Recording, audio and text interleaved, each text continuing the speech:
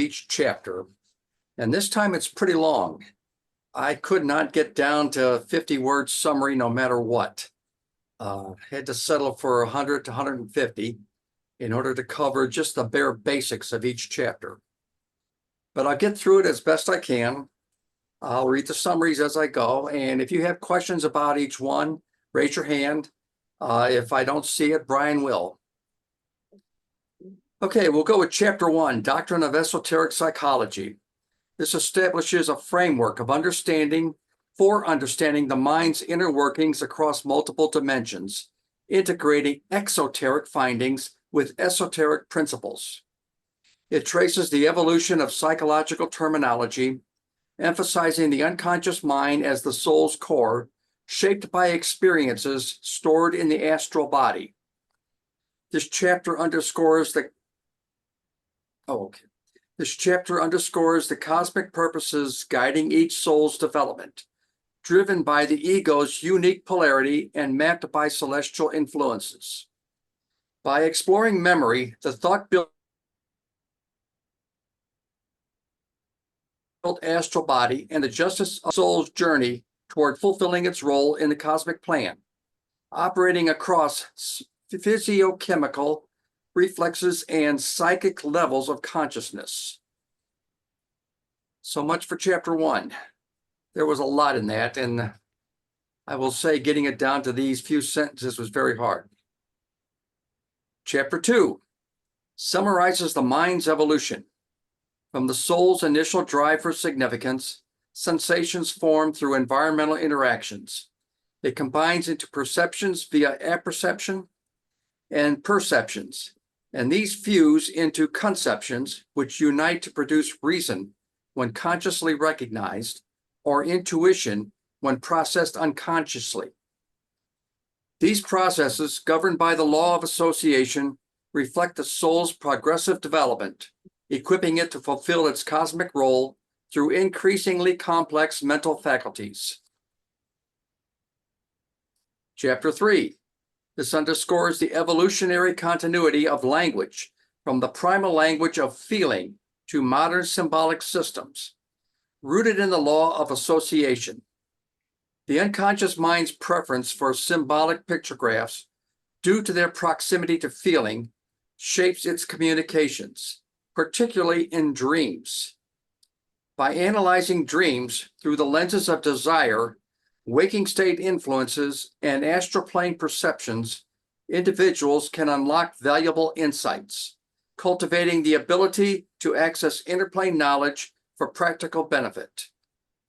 This chapter emphasizes the importance of directing desire energy constructively, avoiding dissipative fantasy to align with the soul's evolutionary goals.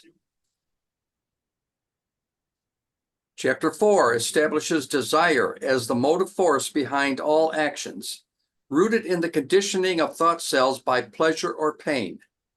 By consciously conditioning desires through pleasurable associations, individuals can transform their character, enhance morality, and attract favorable events. Willpower, as directed desire, requires intense, unified passion to achieve greatness. Practical methods involve leveraging existing desires, associating them with constructive goals, and avoiding dissipative fantasies or negative focus. Through these techniques, detailed further in related courses, individuals can align their desire with wisdom, shaping a better life and fulfilling their cosmic purpose. Chapter 5 asserts that morality arises not from repressing desires, but from channeling their energies constructively. The 10 families of desires, rooted in the hereditary drives, must be sublimated through conditioning to align with moral conduct. Repression leads to harmful compensations, while intelligent association with pleasures redirects energies beneficially. By recognizing desires, tracing their origins, and conditioning them via positive associations, individuals can achieve true morality, efficiency, and spiritual growth, transforming primitive impulses into assets for personal and societal advancement. Chapter 6 emphasizes that ruling the stars involves understanding planetary energies as tools, not determinants of life events. By reconditioning the astral body's thought cells through pleasurable association and strategic methods, individuals can transform discordant desires into harmonious ones, attracting fortunes instead of misfortune. The 5 methods: manipulating the environment, conversion, mental antidotes, rallying forces, and character vibrations provide practical tools to align interplane activities with personal and societal goals, enabling a moral, effective, and spiritually fulfilling life. Chapter 7 underscores suggestion as a powerful tool to direct unconscious mind desires, shaping both physical actions and interplane activities.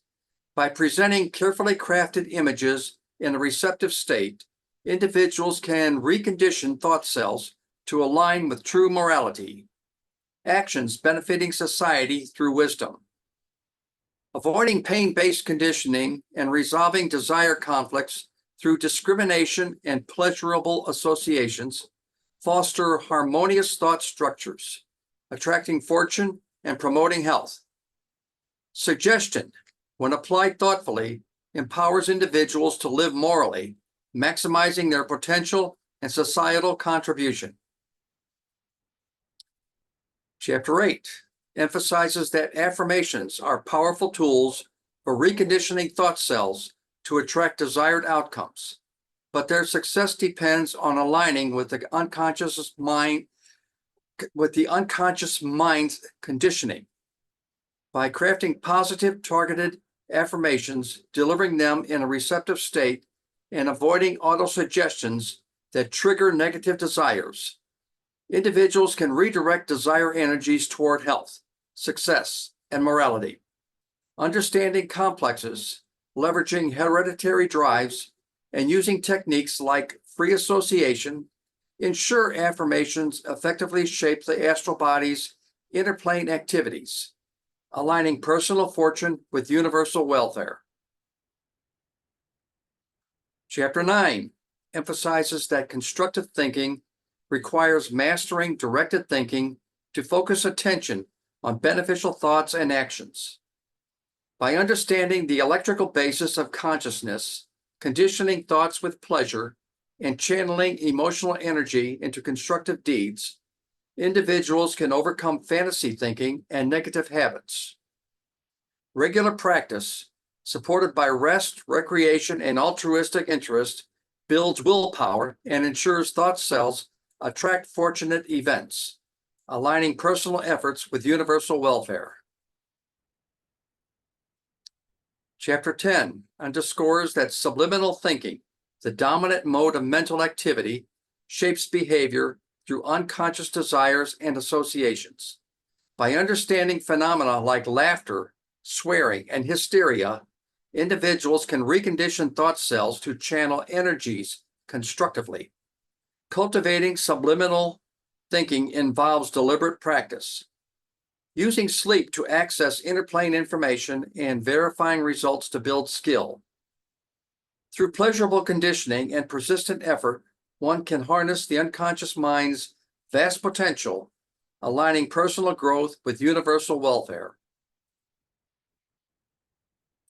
Chapter 11 emphasizes that creative imagination rearranges unconscious mental elements into new forms, driven by sublimated reproductive energy. By leveraging disassociation, directed thinking, and a wide experiential base, individuals can produce original, valuable creations. Avoiding the pitfalls of rationalization and uncontrolled fantasy, and adopting the occultist, balanced approach ensures that creative imagination enhances personal growth and aligns with universal welfare. Chapter 12 emphasizes that true success balances physical, mental, and spiritual adaptation, contributing to universal welfare. By clearly formulating goals, energizing them with desire, providing the unconscious with knowledge, and avoiding fanaticism or delusion,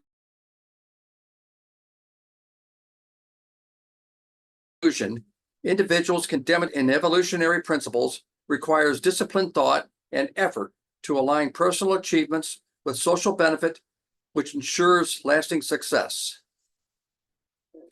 That's 12 chapters of esoteric psychology. And I'll tell you, I've probably read that book 4 or 5 times, read it again in the last week or so, and I still don't understand it. There's a lot there, an awful lot. And even breaking it down into smaller sections, it's still a lot. And I understand Junius and possibly, let's see here, B. Sheely and one other, Idris, might even have just completed that book. Is that true? Yes, yes, it is. Do you have anything to comment on it? Definitely deals with a lot, like he said. He covers a whole lot. And just explaining just who we are as individuals and how everyone is around us and how we work with them, and the way he goes into the desires and dealing with things that we need to deal with individually and also as a whole as society. He goes into a lot. And he gives us a lot to really think about. He goes into a lot. You know? Yes. Yes, he gives us a lot to think about ourselves, you know, and how we deal with everyone else around us. Brian? I don't know if I'm in. My computer keeps kicking me out. You're in and out, Doc, but we can hear you fine, I think. We can hear you fine. Go ahead, Byron. All right. I can't see everybody. We can hear you. There's I think apparently Byron's 15 people here. I can only see 12. Yeah, I think it's okay. I think Byron's going to say something, Doc. Well, within that chapter, when we get to the point of speaking of desires, you know, I went to thinking of how desires can create a place within us that can destroy us or can make us achieve. And with myself, we have to learn how to control that part of your life, the desire part, because the desire, for me, will go into the point of an ego.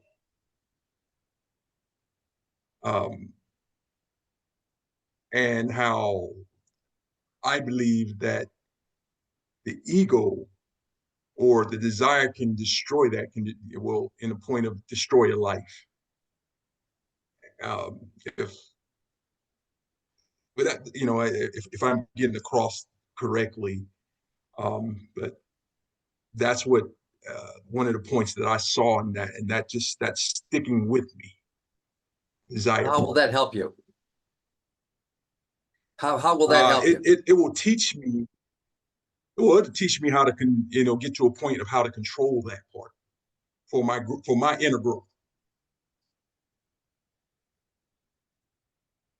You know, I think one of the things I always like to think about with the courses in the books is that, you know, every book has a correspondence to one of the zodiac energies. So course 5 is sort of corresponds to the Hierophant and Jupiter. And you know, the admonition that there says, remember then, son of earth, that before saying of a man that he is fortunate or unfortunate, thou must know the use to which he has put his will. For every man creates his life in the image of his works. The genius of good is at thy right, and the genius of evil at thy left. Their voice can be heard only by the conscience. If the Hierophant should appear in thy prophetic signs of thy horoscope, retire into the sanctuary of thy heart, listen to the voice of silence, and be guided by it, thou will reach the goal of thy aspirations. So, I think you're right about those desires. You can either sort of listen to the desire for good or the desire for more materialistic, sort of animal nature things. And it's where you put your will and your thoughts to what you're going to, manifest in your own life. And esoteric psychology, this course gives us the tools to transform those sort of desires into more positive, harmonious attributes. Because as a man thinks, so he is. So you got to get the thinking right. And then, but it's a lifelong challenge, clearly, for all of us. Yeah, you said that one all right. Do you know what the two most important things that come out of this book are? Anybody have an idea? For those who haven't been through it, it would be very hard, of course. But I'll give you the little secret. It's directed thinking and induced emotions. This book is the first start of giving you the clues as to what those do in your life. They're the two most important facets of changing your life from here on in. Induced emotion. Anybody got an idea what that is? Take a stab at it. Hey, Audrey. everybody. Oh, sorry. Oh, go ahead, RJ. Hey, everybody. I was thinking that when you use the directed thinking and induced emotions and stuff, you're creating the environment for the energy to fall in, the form for the energy to fall in, so that if you're thinking positive, then it's because you've created an environment for positivity, to allow it. So the external things that are happening, those conditions and stuff that we don't like and all that kind of stuff, yeah, they exist in one way, but you're making space to allow those things that you're attracting to come into form, to manifest. That's what I'm thinking. Sounds Can good. can I add to that? Go ahead. Sure. If you don't mind. But that form we're building, wouldn't that be, we're building not just here, but we're building this astral forms. Well, that too, I agree. I'm also saying, like when we have the situations in our life that lack, we're not supposed, I don't believe in lack, but things that we are in need of, human need. Like I've been saying, hey, hold up, help is on the way. And sure enough, stuff starts working out, because I'm allowing those things to come to me, But yeah, Audrey? I agree with you. Audrey, you have And something? I agree with you also, that although those experiences, we are building here and we are also building. Yes. Well, for me, induced emotion is if there's something that you think that you don't want to start bringing in, remember something that was really pleasurable to you, a pleasurable experience, something you enjoyed, being in a place that really raised your energy about the universe and just everything. And I had one of those years ago. I was in Chaco Canyon, and I felt like I was pulsating with the universe in that location. And the ocean gives me that kind of pleasure. There's a lot of things in nature that are very pleasurable that can, be utilized for induced emotion for me. Mm-hmm. Zane talks about, when it comes to induced emotion, a very practical thing that he highly, because when it says, this is one of the things that it says a neophyte is one of the first things that you have to learn is induced emotion, directed thinking, and an invincible will. But with induced emotion, he actually recommends that you take all the planetary energies and then write something or remember something for that specific energy, a Mhm. memory like Audrey is talking about, so that when you need to summon that energy, you can go back to that experience. Yeah. And when I was doing a little research on induced emotion, it's actually been scientifically proven at this point. They take people into studies, they show them a picture of someone angry, they become angry. They show them something that's happy, they measure their brain waves and all that stuff, and they become happy. And I think that on the journey to adepthood, we should be in 100% control of how we feel. There are times we need to be angry. Like there are times that righteous anger is needed. There's times when we need to be generous. There's times when we need to be thoughtful. There's times when we need to have all these energies, and we should be able to select the energy and the emotion that we want and step into that state at need. And to achieve that is to achieve something powerful as a human. But Jill's got her hand raised, Doc. Go ahead, Hi Jill, guys. go ahead. Hi guys. Actually I was gonna ask Brian to elaborate a little bit more on that. Like if you could give an example. Because I think like when I think of induced emotion, it's pretty basic still. It's pretty basic. And I was just really excited when I heard him talk.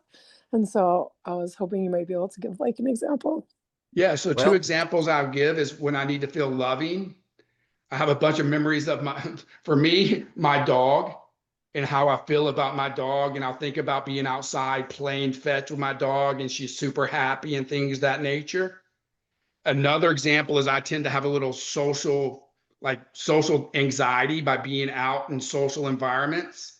So I have written down times in my life when I was at a party and it went very, very well. So I need that Venus energy of social engagement.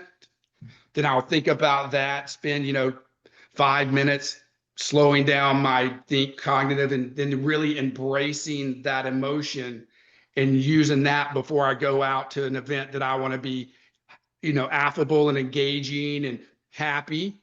I have something written down for when I want to be kind and generous.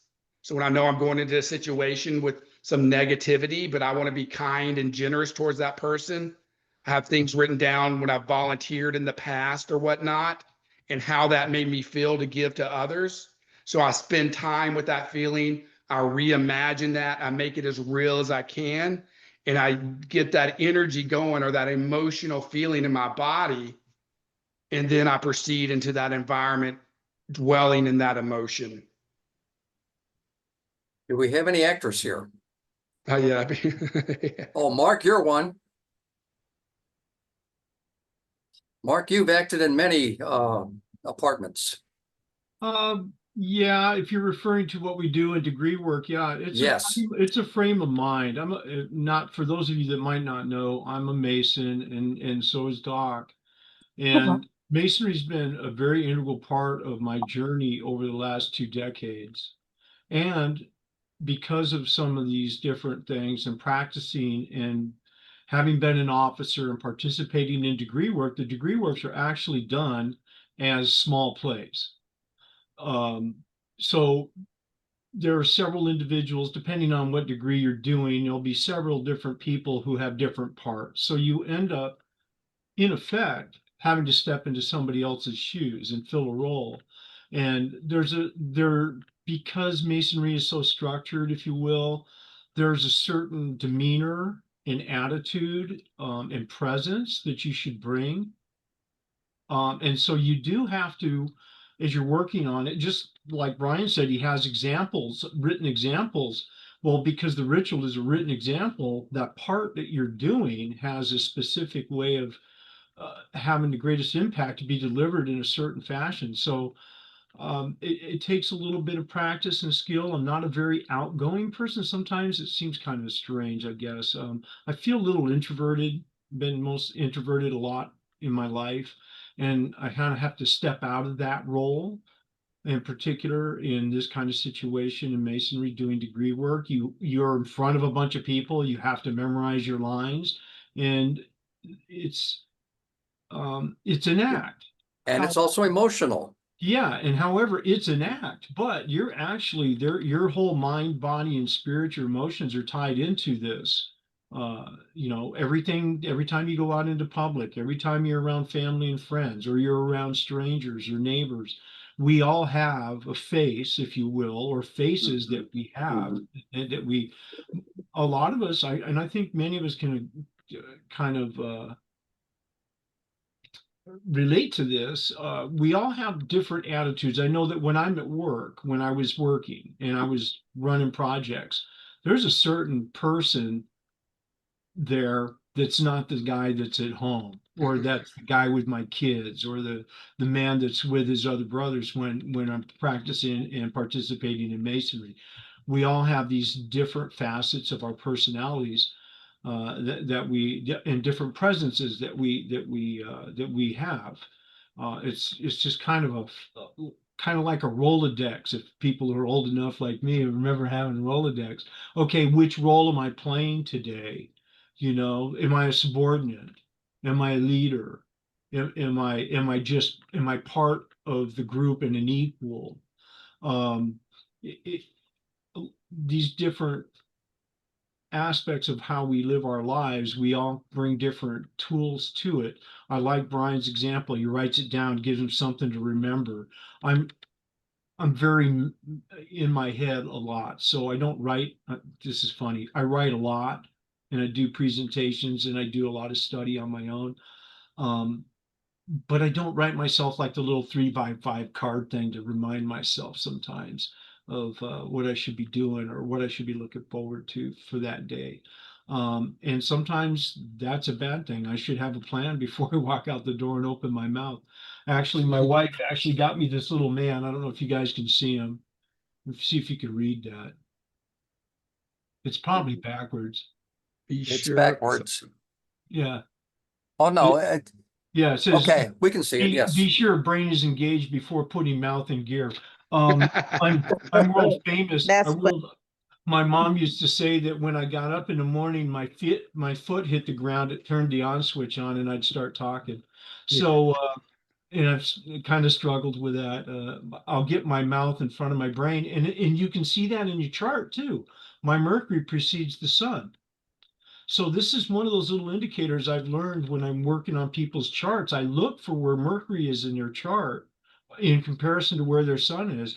And often they'll get their mouth and their brain and won't be engaged, but they'll be acting before uh, before they have a plan. And I'm guilty of that. I sometimes will shoot from sometimes, often will shoot from the hip and then go, oh, I probably shouldn't have said that, or probably maybe I should have said it differently or kept my mouth shut, you know. So yeah, it's, these books are so deep, and I've only begun to reread them again now for the second time. A couple of them I've read several times, but others, I mean, going through the series, very profound stuff. And like Brian alluded to, there's a lot of information out there, scientific information showing that what Zane was talking about actually is what happens in your brain. What metaphysically is happening is actually happening in a physical way, and it impacts your whole metabolism. Um, and we need to be aware of that. We're like little miniature weather systems, if you will. We're all this highly developed spiritual and mental and emotional energy, and we carry our own weather with us, if you will. And like, you can fixate on something really negative and have a terrible day, or you can catch yourself and go, ah, yeah, you know, I need to hit the reset button and step back. So Social emotions media. pretty much carry our lives then. Yeah. Yeah. And I just happened to be the guy coming up for the next service on Scorpio, which is kind of ironic. But Yeah. that's you know, the passions are what drive us. And sometimes we forget, you know, that we're not alone. We're not doing it by ourselves. Everyone around us is going through a lot of the same stuff, maybe not identically, but we're all going through real similar stuff. We're all experiencing these things around us in the world at the same time, you know, depending on your life experiences, may change how the prism that you're looking through and how you view it and how you're experiencing it.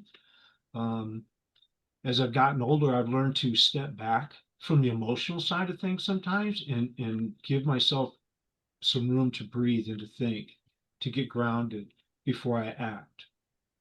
Zane even talks about beyond just, and this, I think this isn't a manuscript, so the inner order will have to handle me disclosing it. But Zane actually recommends, as well as a memory, that you utilize different types of music to generate, and colors.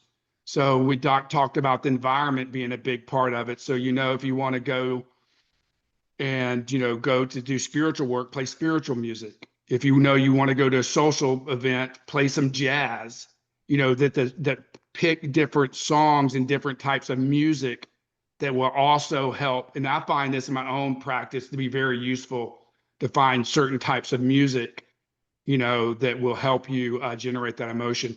I know, Radine, did you have your hand raised a second ago? I know Junius does, but I think you raised your hand first. And then Doc, I'll turn it back to you, but I want to make sure she got.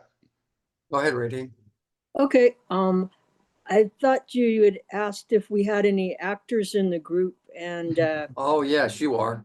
yes, I had my child acting days. I believe the highlight of those days was meeting Lucille Ball, and I did not have a speaking part, but hey, I was only 9 or 10 years old, and just being able to come up on stage, and it was the episode where Kay Ballard was guest starring, and in between knowing Lucy, say 20, 30 years earlier, she'd had all these children, and all the children came out, and there ended up about 12 of us. And apparently I could pass for Italian. And I was the third kid out, Louisa. And what was kind of fun was later on when DVDs came out, I got a DVD of my performance, and I can replay it to highlight the highlights. And the other show that I got on, you would barely see the back of my head, but I was a student in class at the Bob Newhart show. And those were probably my two best gigs. And recently I was on an episode of Better Call Saul, but you didn't see me, but I know I was there. And I got within 10 feet of Bob Odenkirk during the break. And that was really fun. And Okay. the speaking roles that actually, I never really spoke in my acting gigs professionally, but what I found helpful was speech contests. I had a nun in 8th grade that really wanted us to go to speech contests, and we had to memorize the whole speech. But we took it with us just in case, so that if we froze up, that we would have it. And I chose the speech that Earl Warren gave when Kennedy was assassinated as one of my speeches, and I knew that speech down cold, and I was glad that she really made us memorize the whole thing and just know it backwards, forwards. And our team was really great that year, but this nun was my coach also for sports, and she could just bring out the best in anyone. It didn't matter what group of kids that she had. Every year her team was excellent because she was just such a good coach and such a good speech coach. So I was really lucky to have her. And as I grew older, I was in a club called Toastmasters, and I really was helped in my ability to speak. I'm not the very, very best, but it's helped me to grow, because in Toastmaster, we don't care what level you start at, but that you'll get better. And so I guess those are my acting credentials. Sounds good. Reason Thank I you. brought that up is because in acting, you know that you've got to change your attitude in everything. You've got to become the person that you're acting in. And that's where induced emotion starts to become a reality. You have to feel what you're thinking. You have to feel what you're presenting. You have to feel what you want the people to know. And that's a good part of starting to learn induced emotion. Does anybody have an idea of how you know you've got induced emotion down pat? Junius, you have your hand up. What do you have to say? The only thing I had, well, what Brian was speaking about, writing down and keeping notes within the mental alchemy class that we're having here within the Church of Life. They actually have charts and graphs where you can chart it on a daily thing. That's all. That just came to mind when I was Okay. Okay. I'm going to give you a little clue on how you know you've got induced emotion down pat. And once you've got it down pat, you're set to go. All you need now is your directed thinking. How You is might, this? all right, you might want to write this clue down. It's a very hard thing to do. Watch a thriller movie. Lay back in your chair and just watch it. And just keep aware of yourself as the music starts hyping up, as you know something is going to happen. Feel your nerves. See how they start to hype up there. And then at that point, release those nerves. Release them totally and feel nothing. If you can do that, you've got control over your induced emotions. This is something that Joseph Weed put out. He's a Rosicrucian that wrote a book some 50 years ago. And it really does go get to the point of how you control your emotions. He used that very same type of example to know when you've accomplished it. Good luck on that. Yeah. I don't even watch scary movies, Doc. We got, I don't know if it's Brian or Byron. He's got his hand raised. Yes, when Doc asked that question, I was going to reply in something similar to that way. Is that when a situation is introduced into your environment, whatever that situation is, if you can control that emotional reaction towards that, and as you say, have no feeling, or as I say, when you can control that, then you have mastered the point of induced emotions. You've got it. Wow, that sounds like something I've been practicing most of my life, being an Aquarius. The argumentative side of me do be coming out, and I did not realize it until maybe a few years ago. So Good. that sounds. Now I've got another thing to bring up if nobody else has anything. I do have a quick question, Doc. Go ahead. Can you, I forgot what the other thing is called, but can you just talk about the difference between induced emotions and the other thing? Directed thinking. Yeah, like, yeah. I'm going to go into that. Okay, thanks. And actually, I was going to ask everybody what they think directed thinking is. What do you think, RJ? What do you think it is? Well, I kind of thought they were the same because I don't know. I thought they were the same because you're saying feel this way, so you're directing the thought. Well, let me give you a clue. Induced emotion is energy. Directed thinking is a goal. Oh, you're feeling it. You're feeling it. That's your energy. You have to induce your energy in order to direct it towards your goal. Directed thinking is the goal. It is the picturesque goal, or the word goal, or the let's say the environmental goal that you have in mind that you want to accomplish.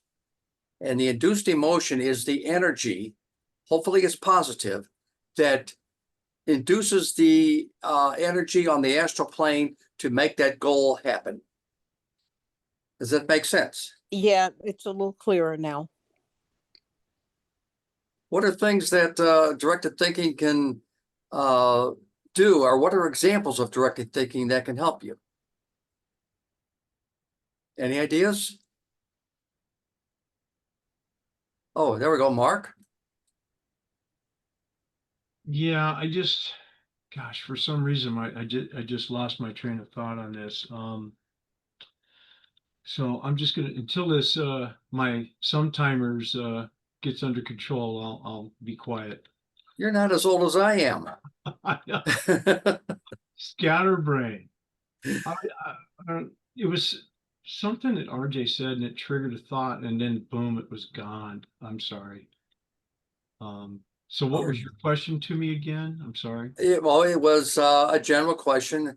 What are examples of directed thinking that you might have in your mind that you can use that is a goal type of a process? And this kind of ties right back in, and thank you for asking again. So when RJ said that, what I've come up with is what clouds a lot of my directed thinking is the negative self-talk.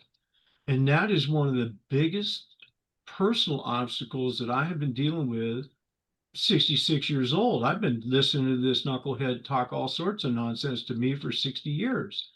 And that is a very frustrating process. You have to catch yourself, correct yourself. It's a self-correction thing. You have to be conscious, make yourself consciously aware of it. I don't know how everybody else does it or if it's even a problem for others, but it's something that is like this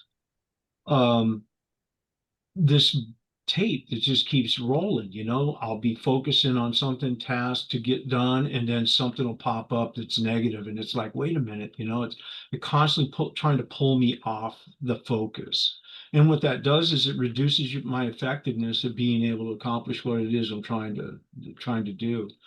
So I found personally that the negative self-talk and self-doubt has been a pretty big hurdle to overcome. And it's kind of part of my daily routine now to consciously catch myself doing it because it's almost a subconscious thing. So that has been kind of a stumbling block, a hurdle for me for a number of years. Not sure how other people deal with it. Just trying to make myself more aware, consciously aware of it because I'm trying to change certain behavior because I react rather than think, and that's not always healthy. Again, that's putting the mouth before the brain kind of thing, operating on emotion or assumptions rather than actually operating off of fact. So anyways, I don't know if that's any help to anybody, but that's one of the hurdles I've been dealing with for That was very quite some helpful. time. Those are hurdles. Yeah. Chapter 11 in Esoteric Psychology does give you different examples of how to overcome that. And yes, negative thinking and fantasy thinking, those are all obstacles to directed thinking.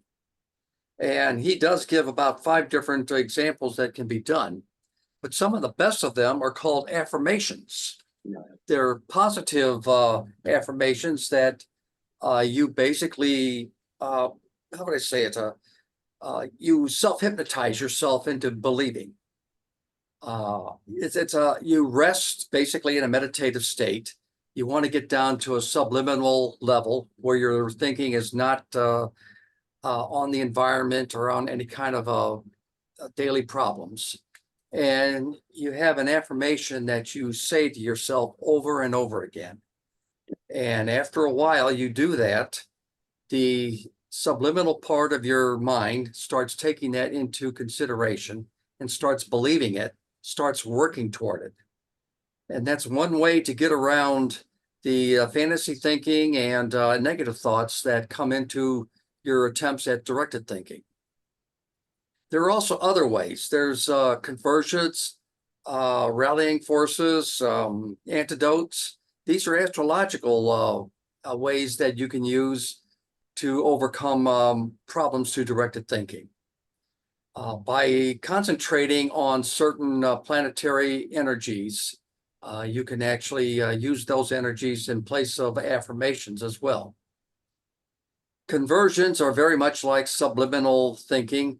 You're taking a positive thought of something instead of a negative thought.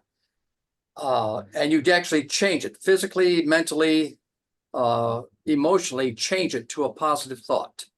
I can't climb that mountain. You change that. I'm going to do every attempt I can to climb that mountain. That's conversion. You keep saying that and it'll convert that negative thought to the positive one. You can use rallying forces, which is, let's take a Mars rallying force. You want to climb that mountain, you want to use the forces of Mars. It's got energy, activity. It's got vitality. It's got courage. By tuning in on those type of antidotal or rallying force energies with your feeling of you can't do this, it'll slowly change it. Anybody else Yeah, I got think- ideas on that? Audrey's got her hand raised, but something to think about when directed thinking is no one thought they could break the 4-minute mile, but as soon as one person did it, Jim you know, Ryan. then within the next year, like, I don't know, 20 more people did it. Once Yep. they saw it was a possibility, it became achievable. Yes, I remember Jim Ryan when he broke that. Audrey? Okay, well, something that I thought about around a goal is a lot of times people put a goal in the future and you say to yourself, it's now, I already have it. And that puts it in the present. And for me, that can attract it more like it's already here, you know, and you don't think of it as, because a lot of times I will be doing this. It'll always be out there in the future. If you say I will, that means it's out there. And but if you say I already have this wonderful thing, or I am feeling the way I want to feel. Another thing I want to, I used to go to Unity Church and they had this thing about that they would do, and it would be on affirmations, and it would be like, the first thing is to believe that thing is really possible, what's going on. And then you do the affirmation for it, deny lack, thank, and then release it. And those are some of the things too. And Doc, I want to ask a question. You are using book 5 for tonight. Do you know what book you're going to be doing next time? 6. 6, okay. I didn't know The I was going to be, Sacred Tarot. okay. Yeah. Now I will clarify, we do not have to stay on the subject of each book. I give each book summary just to bring it to everybody's attention. For some, it's a goal for them to look forward to. For others, it's a recap. And for some, it's just something to talk about.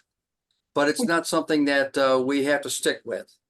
And you know, and I like to go to, because I did that one some time ago, and I even pulled out my test questions from book 5 to kind of refresh my mind a little bit tonight as we were sitting here. But I like to look at the Tarot book also, because the Hierophant in 5, that gives me it just gives me a lot of the information, you know, in a more condensed form also. But I like going through the book too. Another thing I was going to ask, you know, Sunday they were talking about the what was that? About the centers of spiritual, where the spiritual centers, where is that? And it was like Persia, China, Egypt. Where is that? Okay, Crete, Egypt, India, Peru, China, and that's 5 of them. What are the other 2? They're I supposed don't remember. okay, Deborah gave those Neil? out. There were 7 of them. And I don't remember everyone. you froze up for a second there, Doc. I couldn't. Okay, Yeah, somebody, I don't remember the other 2. There were 7 of them. okay. Where can I go to get the information? Well, they are in the books. I don't remember which one though. Okay, The origins of Deborah? religion. Deborah will origins of be able to religion. tell you if you want to email her. okay. It's in the it's in the 7 are Egypt, India, Crete, Peru, Mexico, China, and Chaldea. Chaldea, okay. Chaldea. It's in the course 6 Sacred Tarot. It's in chapter 1. Looks like on page 2 or 3. I think Jill had her hand raised. She dropped it, but I'm gonna make sure she asks her question. Yeah, go ahead. Oh, I was just thinking a little bit more about like the directed thinking, because I struggle with I call it shame spiraling. And so sometimes I just have to like face the thought in the worst possible outcome, and then just like kind of compassionately reparent myself back into like a positive place, if that Sounds makes good. sense. Everybody will have their own techniques of producing induced emotion and directed thinking. If you follow the basic ideas, you can still use whatever technique will work for you, as long as they're on a positive line and produce a good feeling.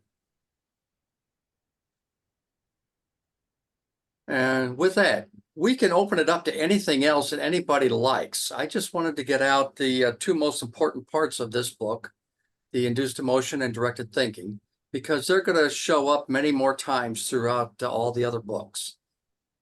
And this is the basic first run of it, so I thought I'd put it out as best I could. There is a video, sort of shamefully plug in my own video on a YouTube about the positive use of affirmations. So if you want more, because affirmations are very magical in nature if you use them properly. And there's a video on our YouTube channel about them. Can I ask a Remember- question? Go ahead, Jill. Just does the church have any plans after mental alchemy is done for another class upcoming, or any other courses? I do not know what they have in mind. I It's know we're usually talking up- about, talk real quick. I know we're talking about one to help people understand their natal birth chart better, but I'm not sure how advanced that one is. Is Louise going to be doing that? We're trying to find someone to do that. Okay. Yeah, our classes come and go. It depends on who we have available to do them. So all I can tell you is stick around. Mark's got his hand raised. Okay, Mark, you got your hand up. Yeah, Jill asked in the chat, are using affirmations directed thinking? I think that that's a positive. I think yes. Oh, yes. It Yes. seems like it's the laser, if you will, instead of just having a bunch of different ideas in my head about what I'm going to do next or what. Brian, I have lost everybody. Can you hear me? Yeah, I can hear you. we can hear you. So yeah, Yep. I think to answer her question, yeah, definitely affirmations are very focused. I actually do use them and have for many, many years, but I still catch myself, like I said and shared earlier, this negative self-talk kind of thing that gets caught up. And it's like, hey, wait a minute, So being retired, I noticed I have more of it. When I was working, I don't think I was so distracted during the day, 8, 10, 12 hours, whatever. It didn't really occur to me.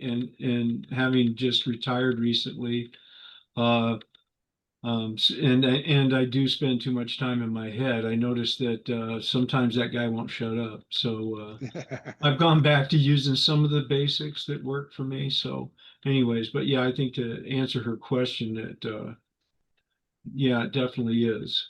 Yeah. I have a quick thing.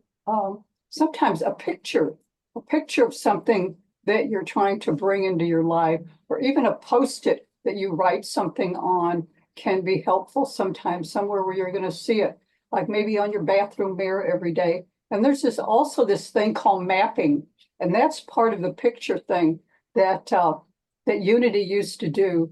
And they would go through magazines and find things of pictures that you're things you want to incorporate into your life. And it's, picture can be, a picture is going to be more of a right brain thing, whereas words are going to be more of a left brain thing, or maybe having a picture with the words and have it kind of, both halves of the brain. So that's all I wanted to say. I think that in the realm of magic, that's getting into a talisman, something that you create that represents the energy that you want, and then you can charge that, and then that item becomes a powerful resonator for helping that thing become, to use modern terms, manifest. So in my own practice, drawing or using symbols, etc., to put down, and then using induced emotion and directed thinking, along with invincible will, to, not to get too esoteric here, but to charge that image with the energy, has been one of the most profound tools I've had in my life in creating change, for sure. And that's pretty much what we all are going to be doing here, creating change. Yes. We all want to change our life to the best. Radine, you've got something. Oh, we were talking sports analogies, and I believe Roger Bannister was the very first person to break 4-minute mile. And I knew the third person to break the 4-minute mile, who was Laszlo Tabori, the Hungarian distance runner. And he was my coach for running. I wasn't the fastest, but I got better. The key was to survive his workout. And I used to always love to tease him, because I said, everyone would have been saying your name if you had been first, but he was about a year later. Like, once everyone realized it could be broken, that they started breaking the records once Bannister did it first. And you're right, it seemed like everybody was down the line doing the running. And as far as my own sports analogy, I play basketball. I mean, I used to be really great at it in grade school, and I had to believe the ball was going to go in the hoop, because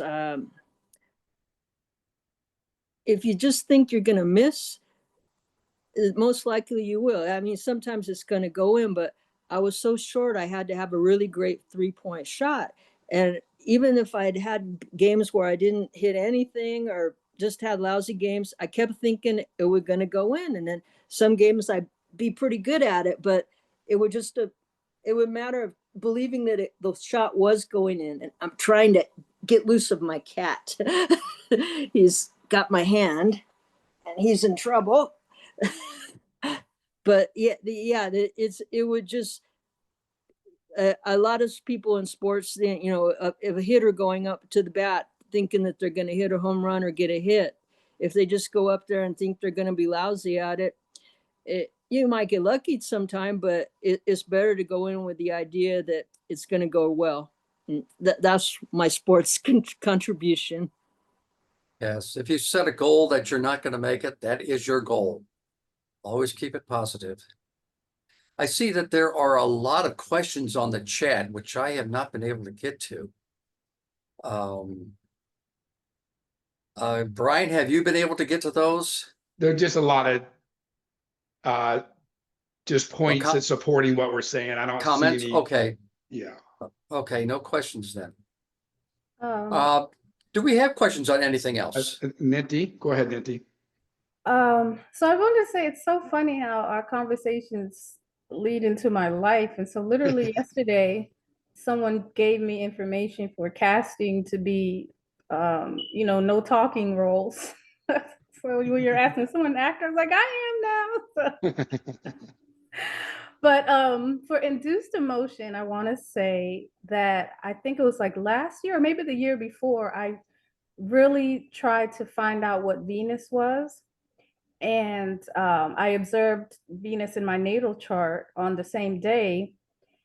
And it is the most beautiful feeling. And as an Aries, we're always giving and we're forceful and and it was just an energy of receiving.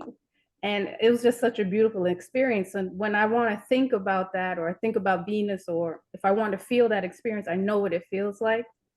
So I think that's kind of an example of induced emotion. And then I think 2 more questions I had was, can we get into quickly, because school and learning can bring induced emotion by the way people explain things as well, which is I think why I have repetitive questions. So can someone explain the difference between the ego and the soul, and how you read the charts knowing the sun, the moon is the soul and the sun is the ego? Okay, that's difficult. I will try to explain it as best I can. Others might have some explanations to add to it. but the soul originally is the issue from the angelic parents. It issues the soul or the ego, and the ego is the direction of the soul, you might say. They're kind of one and the same, but not the same. The ego has a potential to achieve a goal, and that ego presents two twin souls, and those twin souls are sent out in parallel environments to go through physical manifestation to learn as much as they can. Also part of the ego. The ego is somewhat like a spiritual being above you. In psychology, known psychology, the ego is known as the consciousness. It would be related to the sun. It is your everyday consciousness. But in esoteric psychology, it relates to the actual soul, the soul supreme being, both of them being one. Does that make any sense to you at all? I'm still lost, but I'm listening. Nita, you're muted. Yeah, Nita, you're muted. I want to say yes. I like how you said, I think I was writing it down. The ego is the direction for the soul. I like that. It is, but that's in the esoteric part of it. Now, when Okay. you get into real psychology, the ego is your consciousness. So there's always that a little mix up between what's real in psychology and what's real in the esoteric part. And that's always been a mystery to try to overcome. But here we're in esoteric, we're trying to understand the esoteric side. So we'll go with the ego as being the proliferator of your two twin souls. And the ego is your direction. If we throw spirit in there, Okay, if you throw spirit in there, spirit is, let's call it your spirit is your ego. Let's call it that. The spirit that we came from, that issued us, is basically the ego as well. The celestial angels that gave direction to the ego is the spirit from which we twin souls have emanated from. That's really the best I can try to explain it without getting deep into the book itself. okay. Thank you. That was great. Anybody else got a better explanation? Me, Doc, what are the two twin souls? Well, basically they're souls. We are one of the twin souls. The issues of the twin souls are the positive and negative, the active or the passive, the male, the female counterparts of the ego. They're split into two, and each soul goes through many manifestations of incarnations in order to learn what it has to attain in order to be reunited to the ego or the spirit. Now, yes, there is a twin soul out there. Are we going to meet him in this lifetime? Probably not. Have we met him in previous lifetimes? It's possible. But then we don't really have a way of knowing. We're on two separate paths to attain one goal. And we're either the negative or the positive or the active or the passive side of that one goal.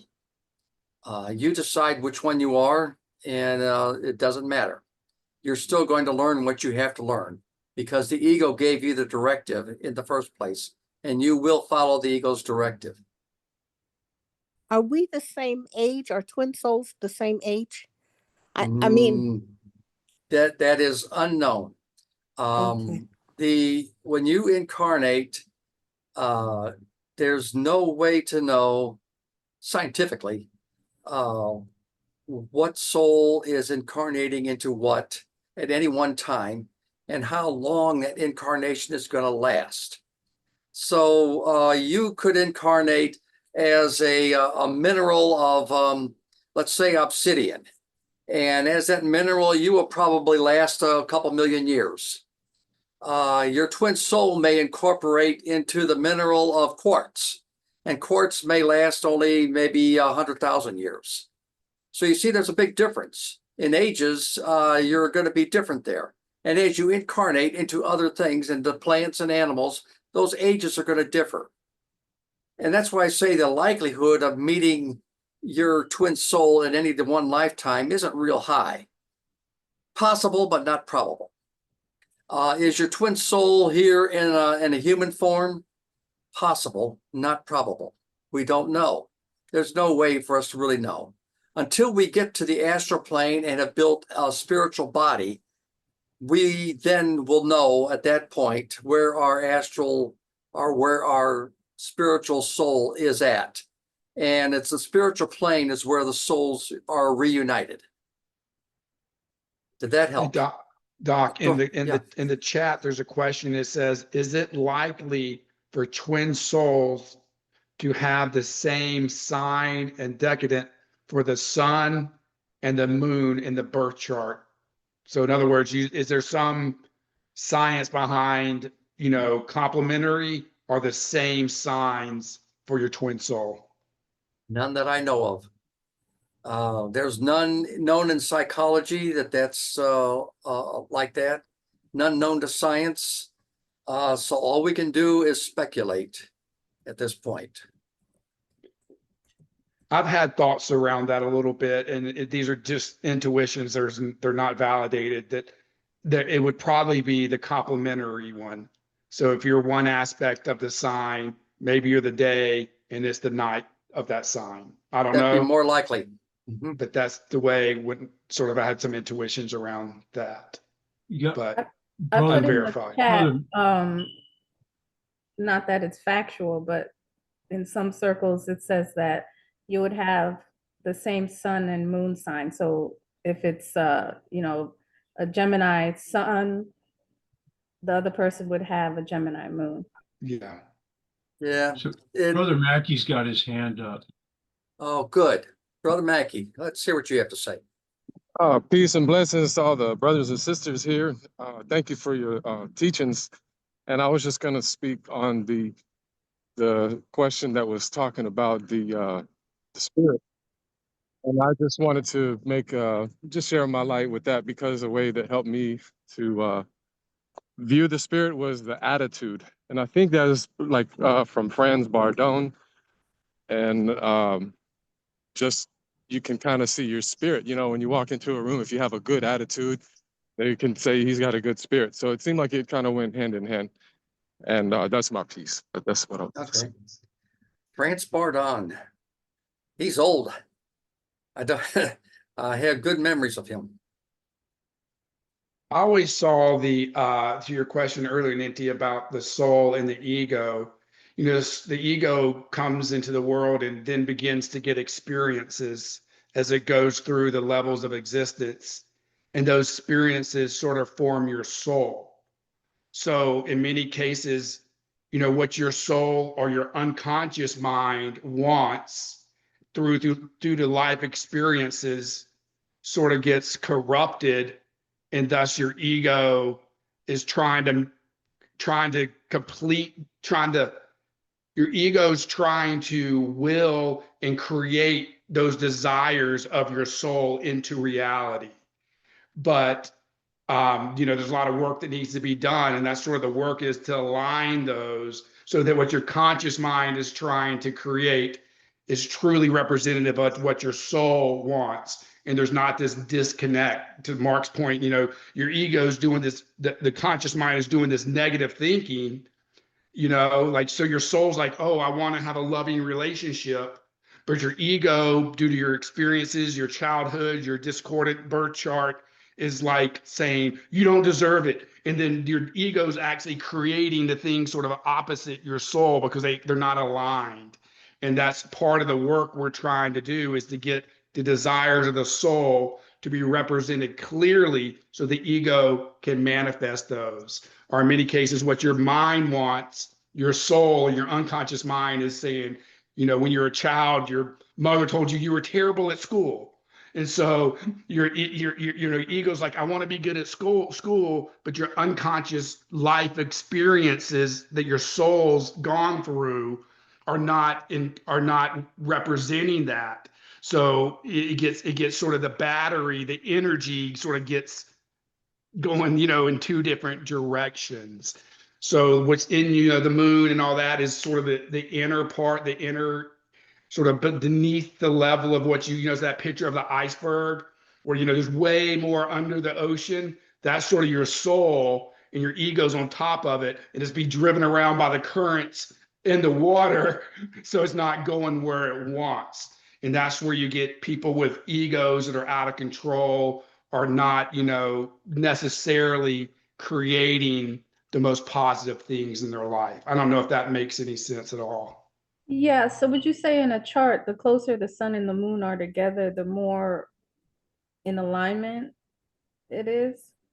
I would say probably the more harmonious the Harmonious. aspects between the sun and the moon are. Not necessarily being conjunct, but if they're trying, that's pretty good. If they're in opposition or square, if they're conjunct is okay, so it's more about the aspects of the sun and the moon, not proximity, if that makes sense. Yeah, but we can talk about the soul and the ego with the proximity of the sun and the moon. Yeah, well, definitely the ego is your sun. Okay. So where your sun is, so you see, that's why you see Leos that sometimes have some ego problems, because that's the sun. You can tell I've had bad Leos in my life.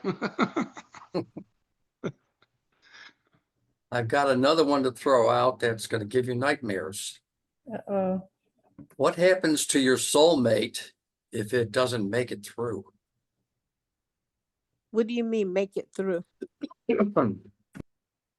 Well, it is very possible that some souls can deviate so badly into the life's experiences that they never actually progress in life, and they never have an astral counterpart and can never really build a spiritual soul.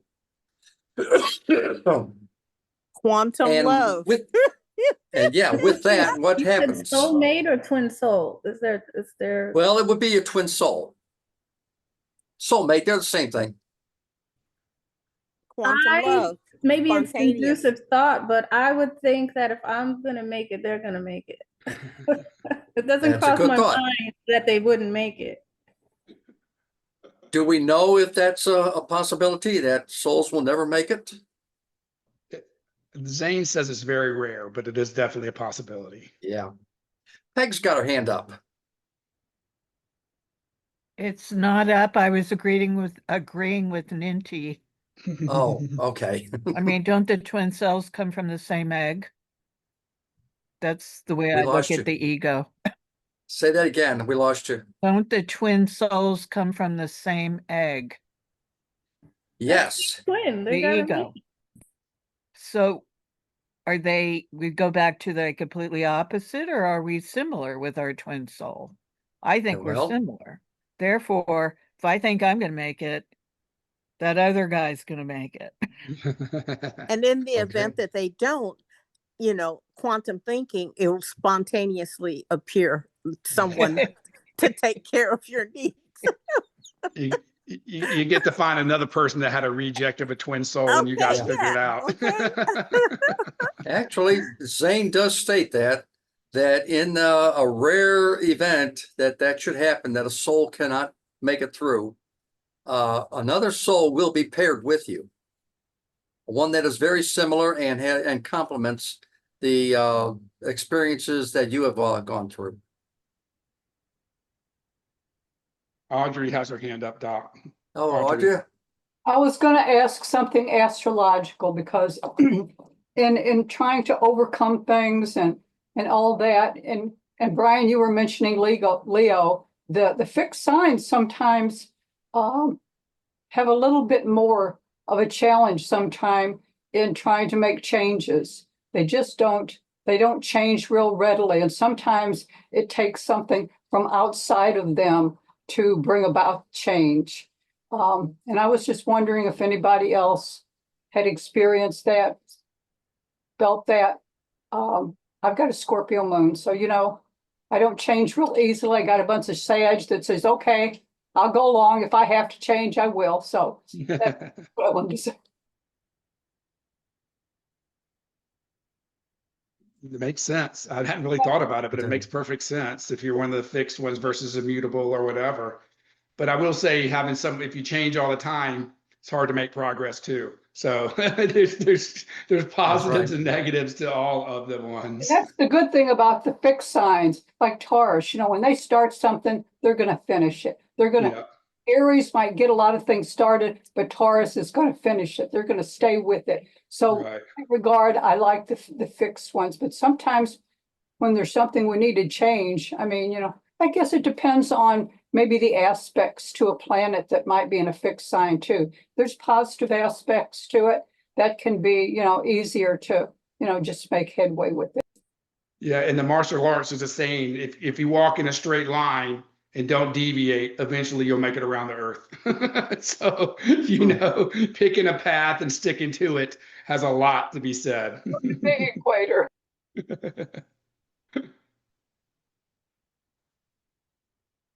Okay, anybody else got something to bring up?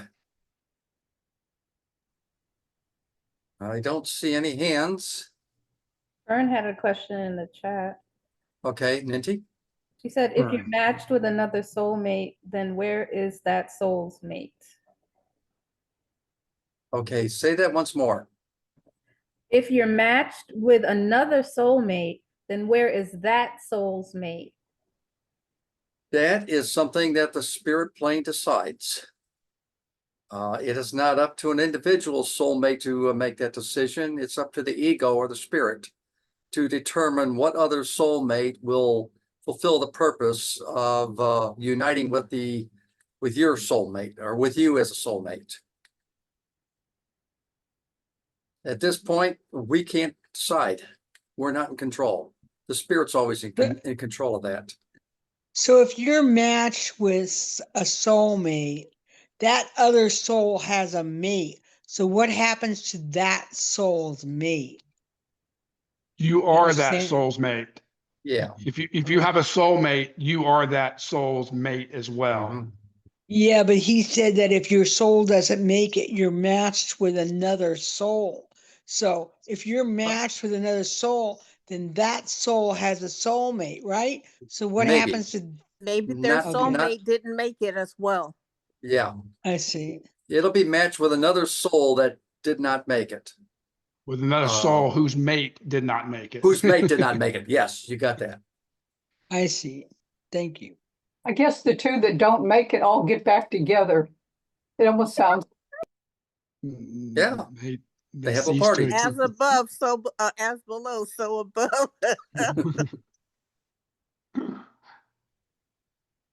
Okay. Mark, this weekend I've got to do some induced emotions. We're having our KCCH investiture. Well, that's great. So I get to practice. Well, There you that's go. great. Yeah, we have our degrees coming up in the middle of October, and I have a very small part in the 32nd degree. So it's fun to do that. I don't do much. I'm the officers coach for my lodge this year, but I don't do a lot of ritual work anymore. I coach other people on it that are memorizing work. But yeah, it's October. It's that time, the biennial, huh? Yeah. Well, we moved our October to September. Oh, okay. So it'll be this weekend, tomorrow night. And I've got 2 parts to play. Nice. Well, congratulations on your guys for people that are being promoted. That's always a really nice thing. Yes, it is. I get to actually give them their jewel. Great. Oh, that's awesome. Neat. Yeah. So we're at 9:24. Let's make sure we have opportunity. You have let's get any questions you have. Let's get them out now. Yeah, let's go. Yes, so back to acting. Let's say you have to do a scary role. Everyone's a zombie these days. Is that not dangerous for your soul, your being? Aren't you bringing things Only if that zombie role is playing upon your own subconscious and creating you to be that zombie. Otherwise, it's a great way to induce emotion, to think and act and feel like a zombie and still be in control. Okay, as long as you're in control. I wouldn't be playing any zombie. I don't like scary movies for that reason. I don't like You said for that scary. reason? I just don't like that energy. I have nightmares. So I'm not in control of that part of it. So I avoid it. We got another question in the chat, an astrological question. Does the planet So- rule controls? Does the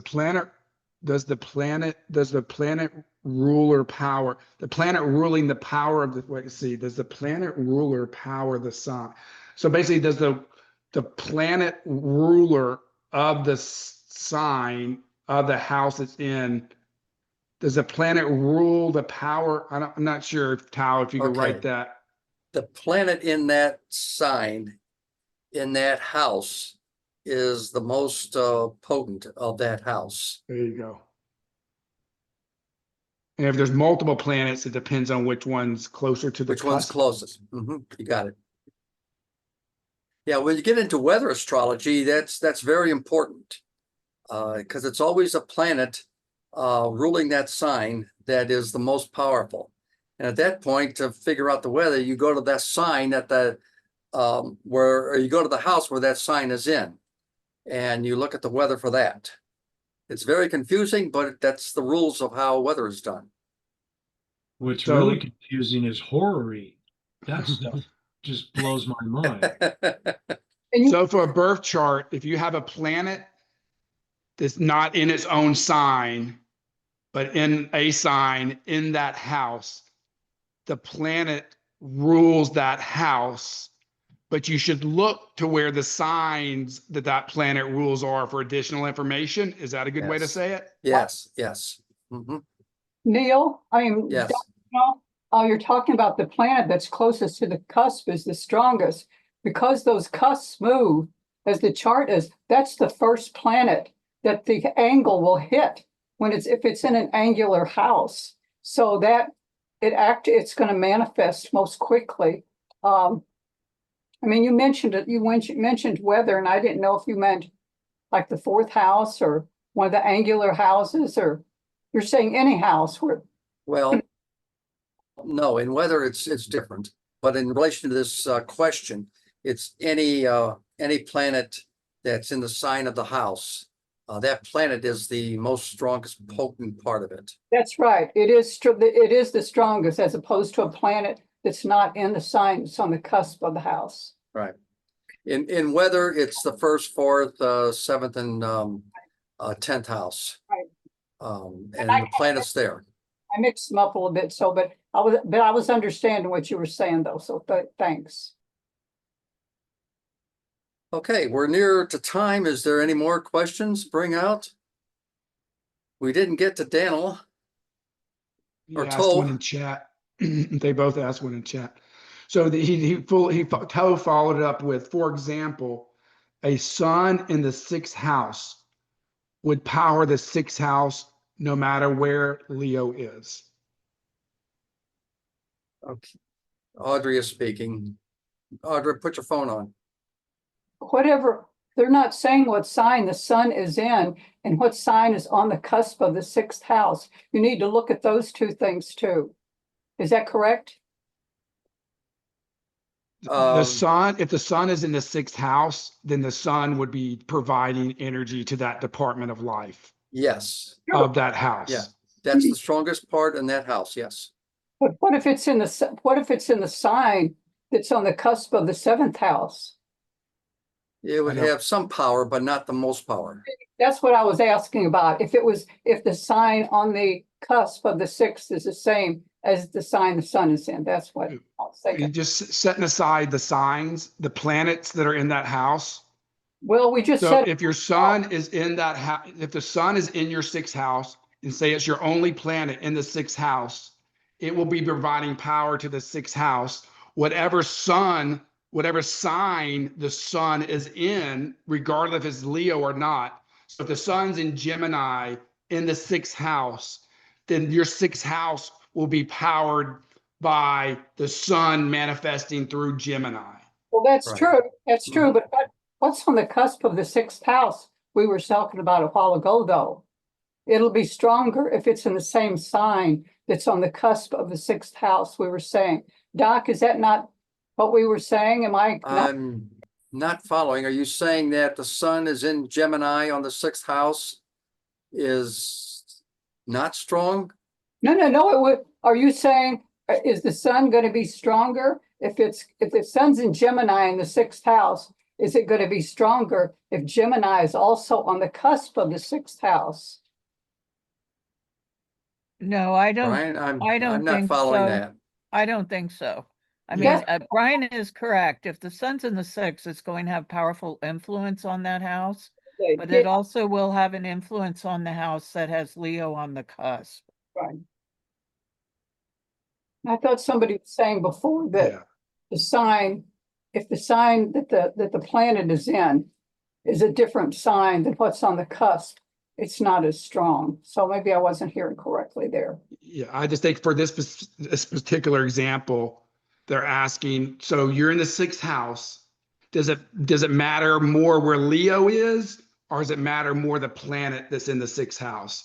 And it matters more the planet that's in the sixth house in terms of the power that you're going to be expressed in that department of your life. I agree.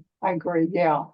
That's just the simplest way. There's way more things where you can look to where Leo is and this and that, but just that's a good starting point. Just focus on that and deal with that, and that'll get you a long ways. Okay, Daniel asked pretty much the same question. If Mercury's on the midheaven and the sun is in the 10th, who's the ruler of the 10th? Well, the ruler of the 10th basically is whatever sign is there, but that's not the strongest one. The closest planet to the 10th, to the midheaven, is going to be your strongest planet. And if Mercury is the closest, that's the strongest one. Even if the sun is in there, it'll be the next strongest one. That help you out, Daniel? Something I've experienced when I was going through similar, trying to figure this stuff out on my own and also using the books, obviously, is that when I noticed that, okay, the ruling planet's not in that house, but it's somewhere else in the chart, it adds a tonality. It's kind of like in music, it's like a chord, you know what I mean? If that makes sense. It's diminished in strength, but it's still present. Right. And it acts, I call it a tonality, I guess. I kind of equate it with music. So I don't know if that makes sense or not. Yes, it does. Okay, I don't see any other questions or hands raised at this point. So Brian, I think it's probably time to go ahead and call it. All righty. One more question. Oh, okay. Does the Church of Light use ceremonial magic rituals? Yes, in our initiations. Now, do we use it in other things? Individuals do for certain requirements. We have healing rituals, and a group will get together and do an actual healing ritual. There is probably about 5, 6, 7 different kinds of rituals that are usually done in ceremonial styles. Initiation is one of the most common, and that's where everybody is taught all the symbology of their next degree or the next grade that they're going up into. Yeah, also there's some that are listed in the books, like naming rituals for children and christening type of ceremonies and so forth. Yes. There's a number of different things that this applies to. And like you said, you can take it to a personal level and use our foundations for creating all sorts of rituals, I'm sure. I know I have wands, I have candles, I have other symbolism that I use when I do certain types of things if I'm trying to get a specific kind of effect, something that's going on in my life. In the later, in some of the later manuscripts, I'm not sure which manuscript it is, but there are details about ceremonial magic and different ways to use it, but it does boil down to induced emotion, directed thinking, and invincible will. Yep. And then you use environmental items to help create those energies. That's the purpose of having talismans, if you will, if that makes sense. Yeah. Talismans are very good, and gems are very good too. You want to get a gem or a crystal or mineral that vibrates to the energy that you have in mind. Those are very helpful as well. I actually have, I don't know if anybody can see it. I'm going to hold it up. I actually had a pendulum made. It's made and it's based on the birthstone, my birthstone, and it also has a copper chain. So I actually had somebody make this for me. And then then by intent, you're putting energy into this, this object, if you will, this ritual object. And there's a way to actually program pendulums. I actually have a pretty interesting Yes. ritual manual that I discovered years before the Church of Light for doing pendulum work. Very powerful stuff. And I carry it with me, not all the time, but I carry it with me often. And I actually use it as a tool for answering questions, if you will. I found it very informative. And anyway, that's part of the ritual, if you will, of It is. personalizing it for yourself. That's a ritual, and you've done it very well. We We have used a to use hand raised, Doc. pendulums. Daniel, go ahead. I'm sorry, guys. I know it's a last minute question. Since we touched upon magic a little bit, I sent a screenshot from the book, and Zane says about the periods where the magic is most efficient. But the one thing I wasn't sure exactly, he says that operations of electric and repellent nature, and they kind of like opposite of each other. And he suggests the Leo time and attractive and magnetic in Capricorn. Is it right thing? So it's kind of like both polarities at the same time. I would imagine like electric should be attractive and or repellent. I don't know. Could you clarify that, please? Brian, he was going in and out for me. I only caught part of it. Yeah, so what he's saying there is, if you think about it, when you're trying to do electric, meaning you're trying to vitalize and create something, project it into the world, or at the same time, you're trying to manifest the energy to stop something from occurring or to stop something in your life, that when the sun is at the height of the day, right, in Leo, that's a great time to do that. When you're trying to receive something, when you're trying to receive information or bring something into your life, that you want to look for Capricorn and full moons. So it's very similar to like if you want to give something up, then the full moon's a good thing to do it on. But if you want to receive something, the full moon's a good time to do it. So it's about using the different sort of not aggressive, but like creative and forceful energy versus energy where you want to receive information or where you want to receive something from the world. So are you trying to create or are you just trying to bring in? Does that make sense at all, Daniel? Yeah, it does. To summarize, if I understand correctly, if I want to improve my knowledge upon the silver key, which is receiving information, the Capricorn time would be especially beneficial to do that kind of work. Right. A full moon. Yeah. Thank you so much. Yeah. So I always think the difference as projecting, like, pushing your energy out into the universe, whether that's to fight something off or whether to make something happen versus receiving something into your life. So it's like sun, moon, you know what I mean? It's like those two sort of like two different types of things. I'm good at one and not the other. I'm not good at the receiving, attracting part.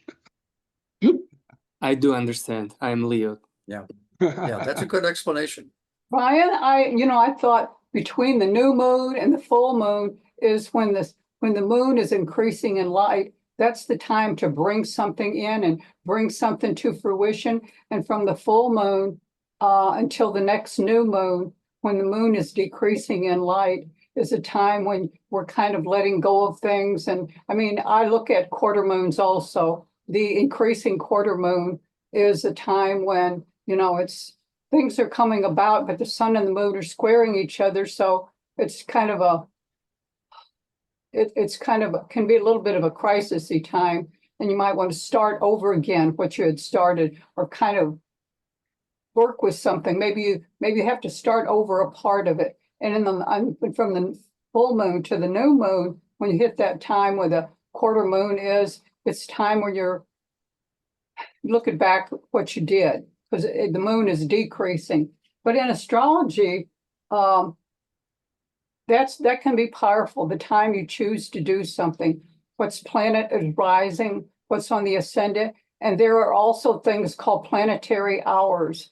I got a book years ago it's from Llewellyn, and it's on planetary hours. A lot of astrological programs have the astrological hour, and that emphasizes that planet at that particular time. If you want to choose, planetary hours to do something also. So I hope that didn't sound too confusing, because I know No, it's good.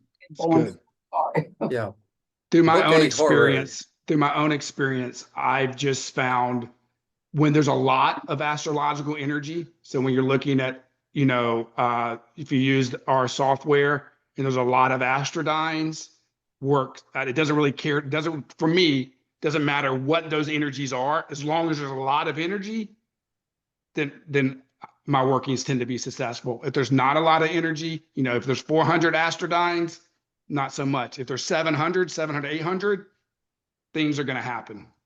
I agree. But a lot of that depends on how well you've balanced those, how well you receive energy through harmonious, ley lines in your own being as well. But that's getting deep. Sorry. Okay. Are you saying aspects to your own chart, and that you've got really good aspects? I'm not saying I don't have good aspects. It's how hard you've worked to harmonize those aspects, because those aspects aren't permanent. And I think a lot of times we get stuck on our birth charts, but our work is to make those disharmonious aspects harmonious so that energy is received positively. So, Yes. so if you've done that, then it doesn't really matter what the energy is, because it's going to come through you in a positive way. I hear That's you. just my own personal experience through what I've noticed in my workings. I agree with you. You can overcome that other stuff if you've done the work to make that positive for yourself. Just a real quick note on the same line. I use what I call force of will, which is, this manifesting energy, and intent. So if I have clear intent, and this goes back to teaching the directed, the induced emotion and directed thinking and so forth. That's kind of my version of it, if you will, my intent and force of will. Now I can intend to do all sorts of great stuff, but if I don't get up out of my chair and walk across the room to turn whatever it is on or off, that doesn't mean anything. It's just a mental exercise. There seems to be a physical component to it. Obviously, we're human beings, and there's a physical component to it. So I actually kind of have to trigger all that stuff together. And I've noticed that once I put my mind to something and then I act, that seems to be the what quickens the process, if you will. Exactly. So yeah, it's force of will and intent combined. And that's, again, my version of what Zane's teaching with directed thinking and induced emotion. So if you want it bad enough, you're going to get up and you're going to go get it. Even if you fail at getting it, you're actually committing an act of positive action that changes. It's going to change the dynamic of the situation, where you might not get it the first time, whatever it is you're trying to do, but you don't lose that focus. If you don't lose that focus, I used to keep a couple things at work, a turtle for being a wooden turtle that was given to me years ago, which was for persistence, and a wooden shark for tenacity. So I might not get what I want the first time, but I promise you, when I stick to it, yeah, I'm getting it. And I'm not allowing anything to be in the way of that. So I just kind of use those visual cues and mental cues to get things done that I need to get done. I, as much as I talked about earlier, having a negative talk, I've learned to beat it down over the years with certain kinds of activity, and that's just kind of my version of it, anyways. Yeah, faith without works is dead. Yeah, Right. And the Bible says, not that I don't quote in the Bible, but whatever, it says, put your hand to the plow and the Lord will bless your seeds. yeah. People forget Show the up. part about putting your hand to the plow and Yeah. doing some work. Yeah. Yeah. They just wait around for the seeds to be blessed and they didn't till the land. And I think Brian hit a key point too, because Alan used to drive this home to me all the time. It's the number of astrodynes. You know, if there are a lot of them, there's a lot of energy going on. You have a lot to work with. It's just you have more on the palette to paint with. You have a lot of energy available, and so you can do a lot with that. When there's not as much, you could be trying as much as you want. You might Yeah. let your will get in the way and force your ego is going to make you do this and that. But if the energy is just not there, it won't consummate, and No. and you won't get completion, and whatever it is you're trying to create won't manifest. It's like trying to hook your saw up to like a 12-volt battery. Right? You're not going to get anywhere, but if you plug it into the wall, you're Yeah. going to get somewhere. I think we got another question, Doc, here from the beautiful flowers. Oh, that's Oh. Aaliyah. Leah. She put it in the text too. Yes, I put it in the chat. Yep. Do you want to ask her, or do you want me to read the chat? You can answer it in the video, or you can put it in the chat. Maybe that everyone would want to hear the answer to the question. Yeah. Do you want to ask the question, or do you want me to read your Yeah. question? Go ahead you and can ask it. read it. It's fine. No, go ahead and ask it. We'll hear it directly from you. You have a pretty voice. Okay. So the question is, how can people avoid getting stressed out over nothing? Stress over things that seem like they will or might happen, but pose no threat in reality. You've got a good question there.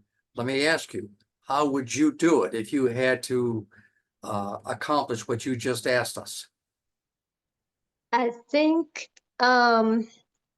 it's about illusions. You know, it's like it's like sometimes it's just life experience shows you that there are patterns that occur. There's really like that's why learning about astrology, I think it's really helpful because it shows you that there are these patterns, like different forces of nature. Like when we look at the seasons, there are different things that govern the seasons. And so there are different things that govern reality. Like life is always following certain patterns and cycles. And if people understand that, then they'll see like that's what's happening and not the events. That's the best way I can explain it, but I'm not totally sure. Sometimes, you know, when we're stressed in the middle of a stressful situation, it's hard to not allow the fear to overcome, you know, like it's how we're seeing reality. So basically, your emotions are going to take control of you when you're in a stress situation. So how would you undo those emotions to get out of that stress situation? Sometimes it can be hard. Yeah. Have you thought about just relaxing? Yeah, you can just relax, but it depends on what it sometimes I don't know. I mean, I guess so you don't know. It's very hard to do. And earlier we brought up how to get around extreme emotions, and it does take practice. It takes a lot of practice. And one way is to try to feel non-emotional when you're very emotional. Very hard to do, but yes, you can do that. And a lot of times it means you've got to physically make yourself feel relaxed. That's one way. For you, it could work out different ways. The idea here is for you to figure out what would work best for you. And you come up with a plan. What else would you do? You know, one of the things that we teach and that Zane talks about is being aware of the approach of those emotions. Because sometimes once they've already taken hold of you, they become very difficult to get rid of. So if you can begin to, you know, once you're triggered, right? So if you begin to understand and sort of write down what things make you that way, and then in advance of it actually inducing that emotional response in you, you sort of stop it before it can get started. Scientifically, one of the best things to de-stress is exercise. Using the physical body, especially in nature, can help because you're just releasing those chemicals through physical activity. But it is important to realize 95% of what we suffer is our past, which no longer exists, and our imagination. We rarely stress unless you're actually in physical pain what's going on in the present. It's our worry about the future or our regret over the past that really induces most stress. And coming to realize the only type of real stress is sickness and physical stress, and that everything else is just psychological drama. I know that sounds terrible to say, but in most cases, it's just the stories that we're telling ourselves. So depending upon your birth chart, some people would, you know, for me, I sort of logically think through of it because that's just the energy that's most accessible to me, is to use logic and reason to try to approach those emotions. Other people can just listen to happy music if that works for you. Of course, exercise, just changing your environment, calling a friend, not complaining, but calling your friend and talking about something different, just getting distracted. Those are all tools that can work. And again, I will go back to the affirmation. If you know things that stress you out, writing down a positive affirmation and committing it to memory, something that says, you know, I will be aware of the approach of these negative emotions and I will not welcome as guests in my house, or something like that, you know, whatever works for you. But then you need to stick with that for a full lunar cycle so that it becomes part of your consciousness. And I promise you will begin to, like, I'm getting stressed, into that affirmation pops in your head and sort of can retard or prevent that train from starting. But once you're on the train, it's much harder to get off. If you can get off when it's only going 1 mile per hour, it's easier to jump off that train than when it's going 50. So being really aware of what things trigger that stress, doing a little work, writing those down, and then having some tools at your disposal to when those triggers are happening, that you can begin to, counteract them right away. Those are just the only things I get from the courses for practical advice. I don't know if that's helpful or not. But we all deal with it. In this modern world, stress seems to be everywhere. Or this creation of stress is prevalent. Yeah, that was helpful. Okay. Thank you, Brian. That was very helpful. I'm being a hypocrite, by the way, because I don't do it. Yes, the usual say as I do, say as I say, do as I say. Do as I say, not as I do. Yes. You know what I just eliminated everything stressful in my life. That's what I did. I just got rid of it. Well, I've noticed that our minds, if we imagine something bad happening, as far as our minds are concerned, that's reality. Yes. Yeah. Mm-hmm. And it never happens that way. Right. Never. So, and that's why you have that immediate stress response. It's like, oh my gosh, this is happening now. And you also be aware of other people, especially sensitive to that energy. I know I've worked for bosses that were super stressed. I have one particular boss, I could hear her heels clicking in the hallways, and just those heels on the ground would just stress me out. So, as Doc told me, if you're in a negative environment, you need to be negative to it. You need to reject it, because two negatives make a positive. Positive, yeah. So if you're in those environments, do not let those people influence you. Do not take on the negative energy of other people at all. Do your best not to do that, because that's a recipe for disaster. That's good. What about Okay. intuitive thing? You're picking up on something that's going on. So, that can be something. You need to be aware of that too. When you're picking up on the inner plane, that's where you have to learn to turn it on and off, and know the difference. When you turn it on, you know what you're picking up. If you don't have an off switch, it's going to come through and you're going to suffer for it through stress. Yeah, that happens with me sometimes. I'm picking up on stuff outside of me, and it's like I need to put up some blocks there so it doesn't. Yeah. Yeah. It doesn't, if somebody's feeling miserable and you're feeling, then you become miserable too. That doesn't help the situation. Right. You just got to. I'm usually trying to help them. If I see somebody that's miserable, they don't make me miserable. I'll There usually you go. boy them. That's a different reaction. Then yeah, you're not incorporating that into your being. No, I don't take that on if they're miserable. I try and help get them out of the misery. Yeah. Okay, Brian, I think we are pretty well done. We've been here 2 hours. So I think it's a good time for us to go ahead and sign off. Okay. Take care, everybody. Thank you, We'll Doc, see so much. everybody. Oh, thank you, Brian. You did pretty good here.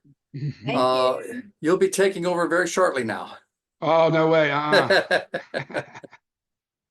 Real quick, I think I'm going to take out your little lessons that you cover at the front and just have those separate for people to have overviews of the books. I got to figure out how to do that.